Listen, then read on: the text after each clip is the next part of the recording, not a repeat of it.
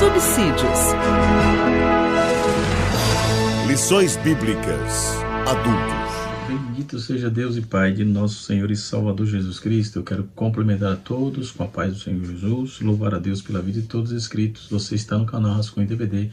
Eu sou o pastor Edivaldo Pereira e nesta oportunidade estaremos comentando a lição de número 8 da classe dos adultos, né? Estamos estudando uma lição interessante sobre duas mulheres, como apresentando aí na vida dessas duas mulheres como Deus governa o mundo. O Deus que governa o mundo e cuida da família é o título geral da nossa lição.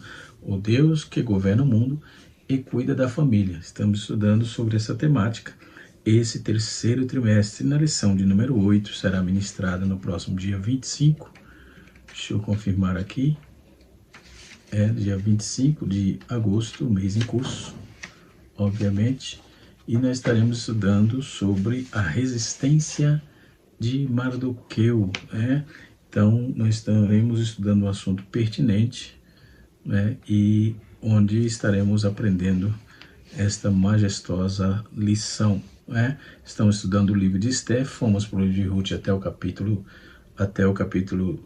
até a lição 6, e aí doravante estamos comentando a lição que fala de Esther e seus dias ali naquela região da Pérsia, ou Suzã, não é? Especificamente, não é? Nós vamos estar aprendendo um assunto muito pertinente, que vamos trabalhar um pouquinho sobre Mardoqueu. Quem era Mardoqueu? O que Mardoqueu fazia? Quem foi Mardoqueu? Não é? Quem era essa pessoa? Não é? E Amã? Quem era Amã? Não é? Então, essas e outras informações, outras perguntas, responderei agora aqui no canal Rascunho DVD. Nossa lição é a lição de número 8, como eu já disse. O título da lição é A Resistência de Mardoqueu. No textuário da nossa lição está escrito assim: Então os servos do rei, que estava à porta do rei, disseram a Mardoqueu: Por que ultrapassas o mandato do rei? Esther, capítulo 3, verso de número 3. Na lição bíblica em classe, leitura bíblica em classe, nós temos Esther, capítulo 2, versículo 21 a 23, e Esther, capítulo de número 3, versículo de número 1 até o versículo 6. A lição, como de praxe, está dividida em 3 tópicos. O primeiro tópico é Mardoqueu descobre uma conspiração contra o rei, né? No segundo tópico nós temos aqui Amã é exaltado pelo rei. E no terceiro e último tópico nós temos a resistência de Mardoqueu e o ódio de Amã, tá certo? Então nós vamos aprender sobre esses personagens, mas no primeiro momento vamos fazer a leitura, né, bíblica em classe. Capítulo 2, verso 21 de Esther. Naqueles dias, assentando-se Mardoqueu à porta do rei, 2 eunucos do rei, das guardas da porta, a saber, Bigtã e Teres, grandemente se indignaram e procuraram pôr as mãos sobre o rei Assuero, né? Assuero é o nome hebraico e o nome grego é Xerxes ou Atarxerxes, tá? E veio isto ao conhecimento de Mardoqueu, e ele fez saber a rainha Esther. E Esther disse ao rei, em nome de Mardoqueu, inquiriu-se o negócio que descobriu, e ambos foram enforcados numa forca. Isto foi escrito no livro das crônicas perante o rei.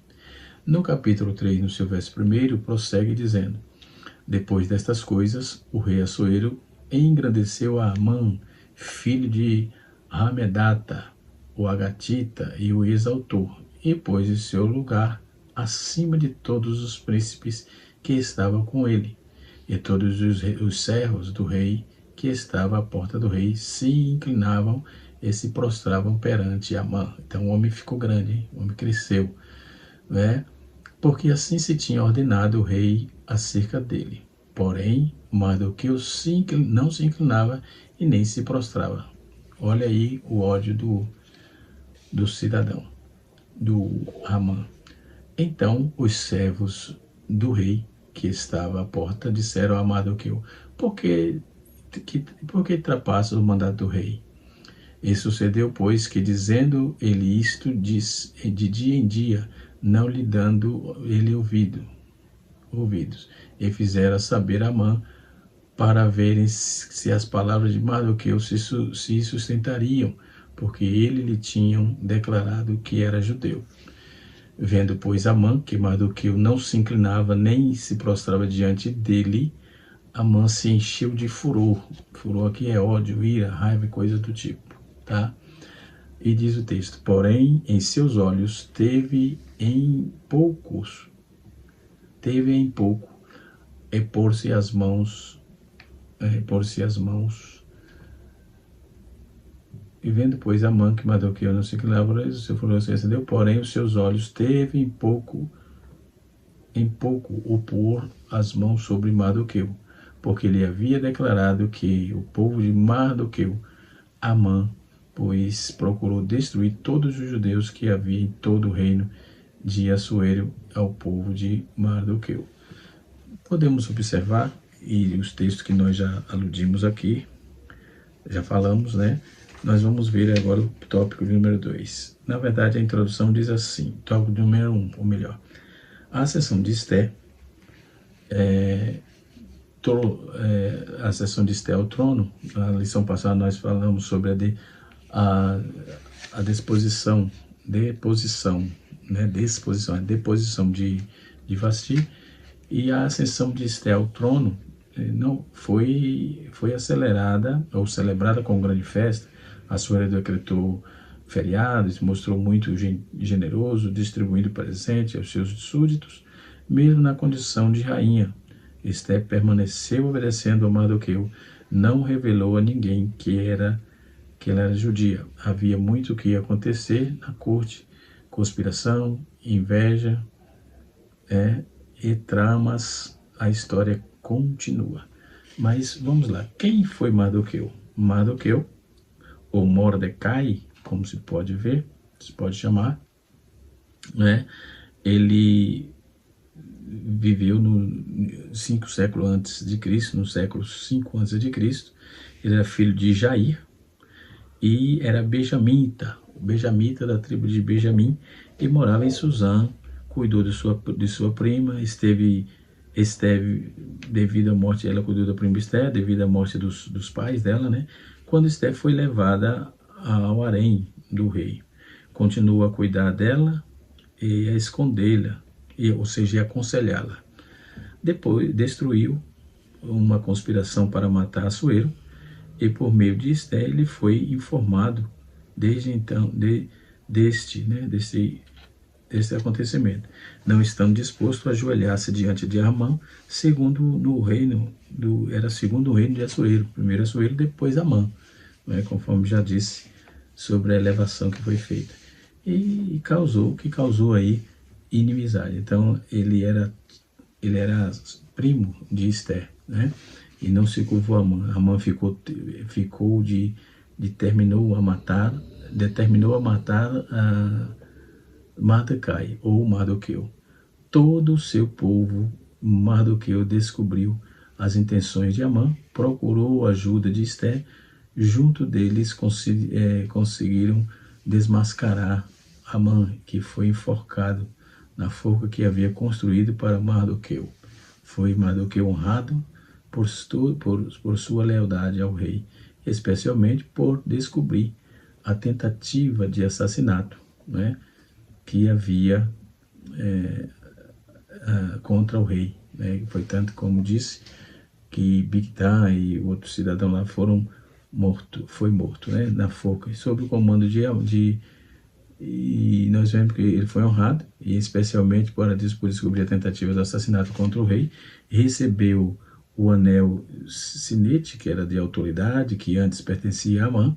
Então, sob o seu comando, um novo edito foi publicado, permitindo que os judeus protegessem dos seus inimigos, Mardoqueu se tornou poderoso, guiou o povo judeu na primeira celebração comemorando a sobrevivência. Mardoqueu continuou trabalhando para o bem do seu povo e era muito estimado. Esther capítulo 2, Esther capítulo 4, Esther capítulo 3, capítulo 4 e doravante capítulo 8, capítulo 9 e capítulo 10. Isso vai fazer toda essa tratativa da honraria que Deus estabeleceu por meio de Esther na vida de Mardoqueu, tá certo? Voltando aqui, Mardoqueu descobre uma conspiração contra o rei. Olha a bênção dele chegando, né?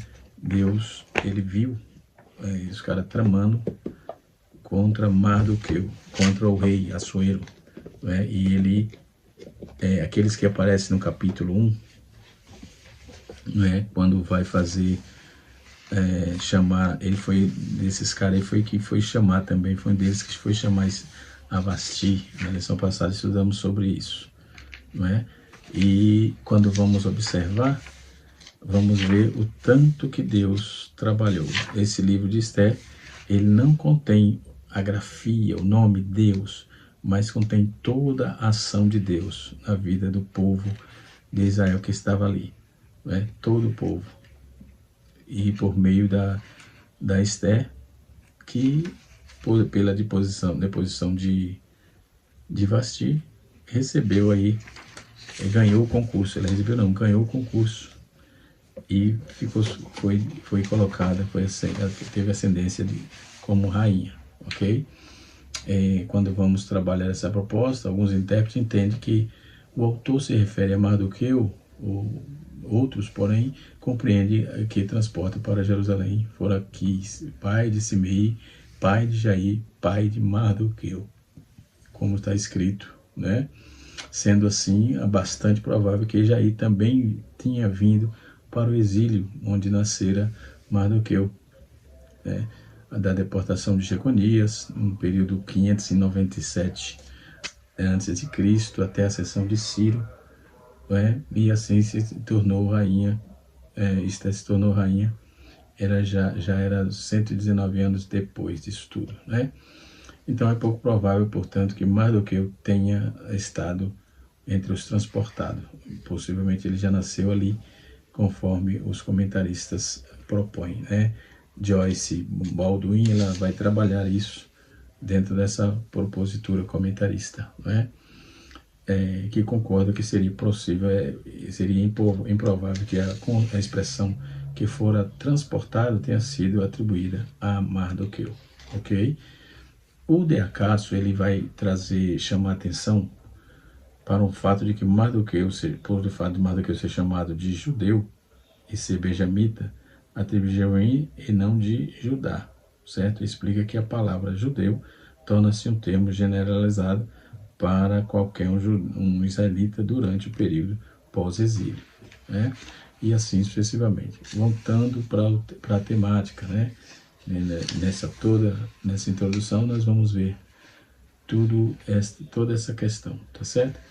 Quanto ao nome de Mardoqueu, Arque, que faz uma referência, que é o Gleison Arque Júnior, ele faz uma referência a uma importante descoberta arqueológica datada de 1941, que indica que a existência da inscrição do período persa mencionada por certo Mardokai, oficial em Suzã durante o reinado de Xerxes, acrescenta, de fato, o nome Mordecai foi com frequência achado em inscrições babilônicas posterior. Então, está aqui o registro de que realmente houve existência desse cidadão, desse homem, Mordecai ou Mardoqueu. Ela se torna uma rainha, e foi uma rainha obediente, né? Já Amã, trouxemos um pouco sobre Mordecai, agora o Mardoqueu. Amã, o nome significa célebre ou magnificante, né? Nas edições apócrifas ao livro de Esther, seu nome aparece com forma de Ramã, né? De acordo com a Septuaginta. Também era o nome aplicado antigamente a planetas Mercúrio. Amã era um dos oficiais favoritos do rei Pérsia, Xerxes, né? Como disse, Assuero hebraico e Xerxes é um nome grego, né? Atuando aí como seu primeiro-ministro, na Bíblia é mencionado somente o livro de Esté, né? Era filho de Hamedata, aliás, como eu já disse. Tornou-se Amã um ferrenho adversário de Mardoqueu, primo de Esté, da rainha Esté. Por isso, sendo judeu, Mardoqueu, ele acrescenta, recusa-se prostrar-se diante dele. Isso já trabalhamos também. Então, esse era um pouquinho das informações sobre Amã, né? E voltando para a nossa lição, nós vamos ver aqui todo esse fator de conspiração contra a Esté, contra o Mardoqueu, né? O bastidor de poder, o ambiente de poder costuma ser aí cercado de sentimentos facciosos, e a natureza humana caída alimenta discórdias, intrigas, ressentimentos, né? Os quais, quando são dissipados, levam terríveis tragédias, né? Nem ao meio evangélico fica isento disso, isso de origem maligna, e deve ser rejeitado pelo verdadeiro cristianismo, conforme Tiago, capítulo 3, versículo 14 a 18. Nos dias de Assuero, dois de seus guardas, que foi Bigtan e Teres, ficaram muito indignados contra o rei e tentaram assassinar. Conforme já disse, eles foram enforcados porque o Mardoqueu tinha ouvido eles tramando. Mardoqueu escreve isso na crônica, né? Que posteriormente o rei foi verificar e estava lá. Foi onde o rei promoveu o Mardoqueu. Aí tem a investigação, por exemplo, subtópico de número 2. A atitude de Esther se revelou não apenas eticamente correta, mas também revestida de prudência, embora possivelmente ela não imaginasse que houve uma investigação prévia para apurar a informação, descobriu-se que de fato havia um plano homicida em andamento. Bigtan e Teres foram enforcados, Esté 2:23, já falamos isso. Mardoqueu certamente buscou certificar-se da conversa que ouviu, e antes de transmitir a Esté. Então ele usou Esté para Esté transmitir ao rei, né? Então o rei, o mesmo ouvindo a rainha, teve o cuidado de apurar as informações, a informação que estava em questão de justiça, né? Nesse ponto aí, Assuero agiu como um líder sensato e não exerceu o poder de forma precipitada. Pelo contrário, ele foi sensato na decisão. O registro dos fatos, desde o terceiro subtópico, diz assim: o registro dos fatos. Desde a antiguidade, era o costume registrar os fatos ocorridos no cotidiano das cortes. As crônicas do rei ficavam arquivadas, né? Então, ficava arquivada. Vamos lá.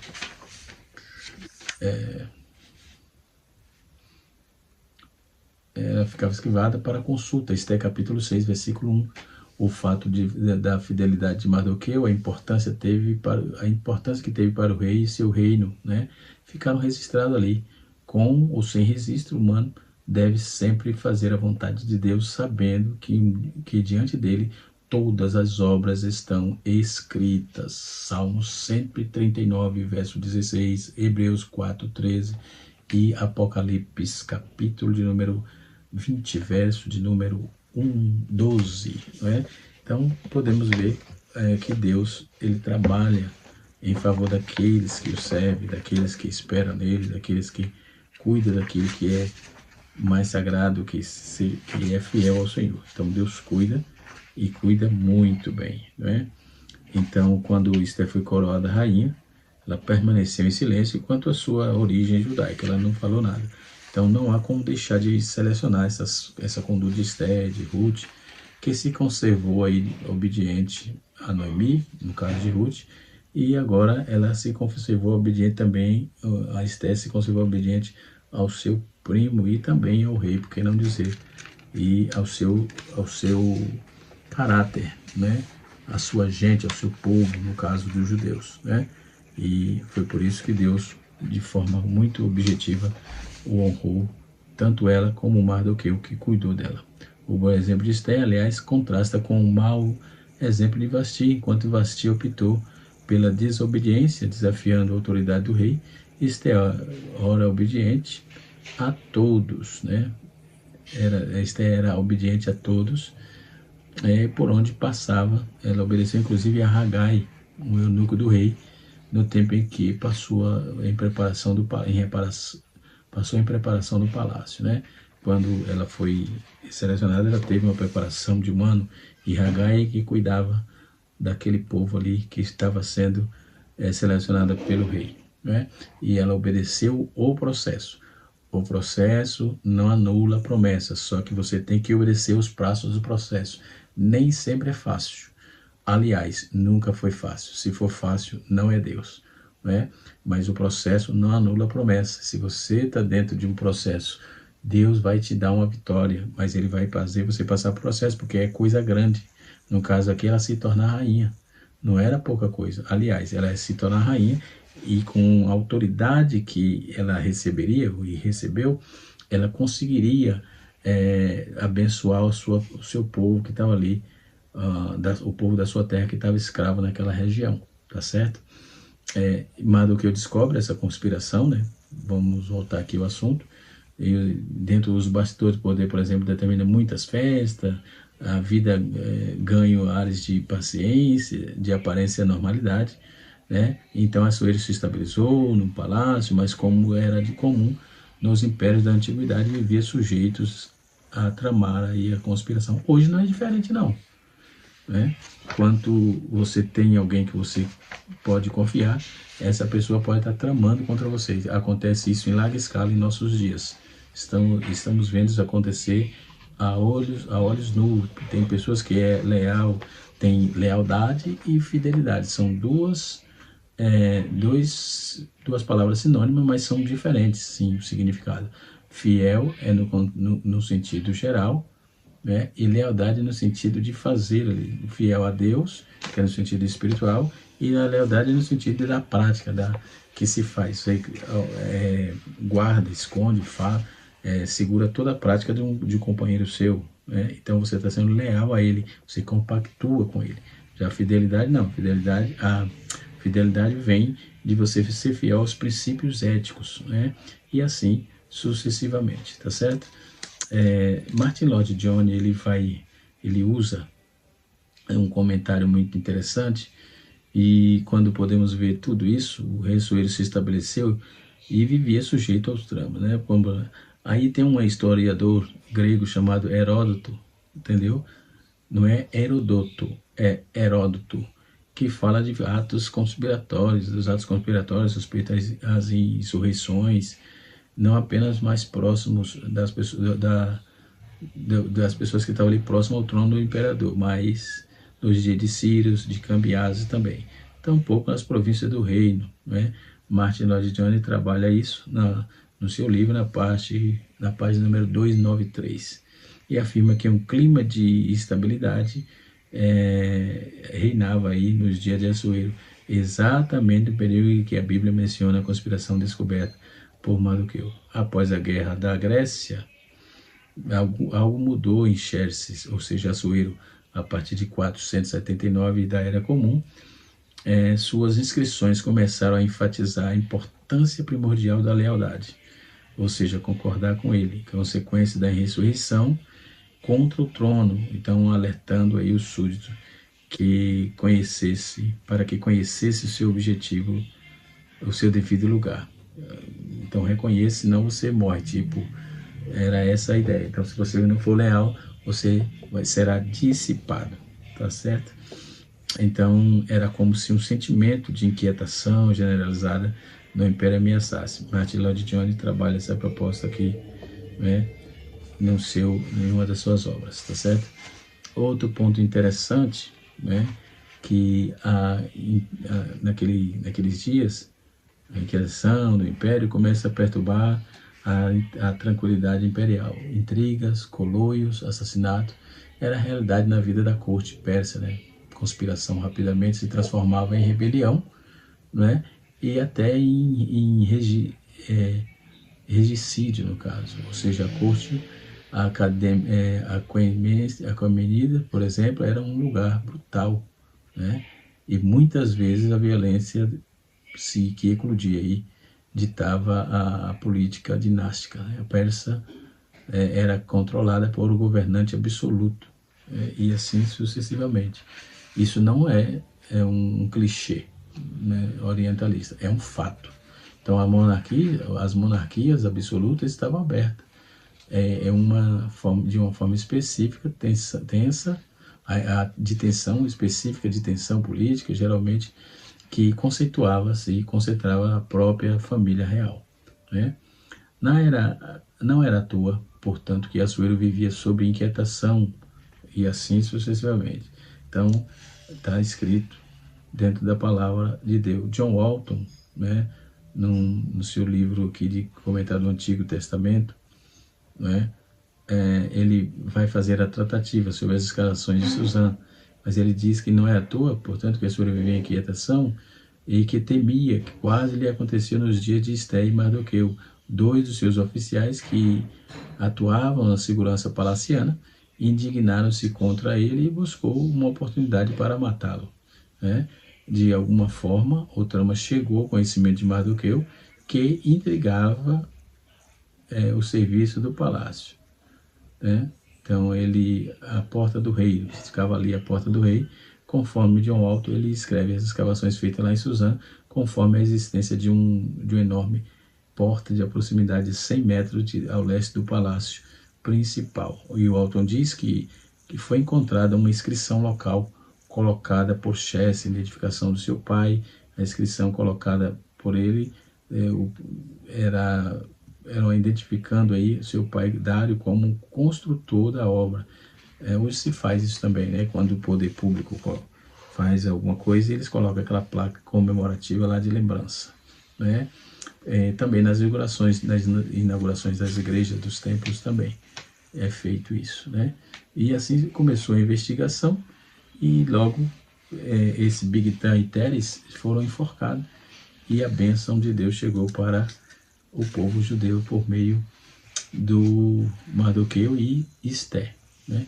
Aí houve a narrativa bíblica, encerra esse episódio informando que os fatos relativos à conspiração e sua descoberta foram escritas no livro das crônicas perante o rei, nada mais.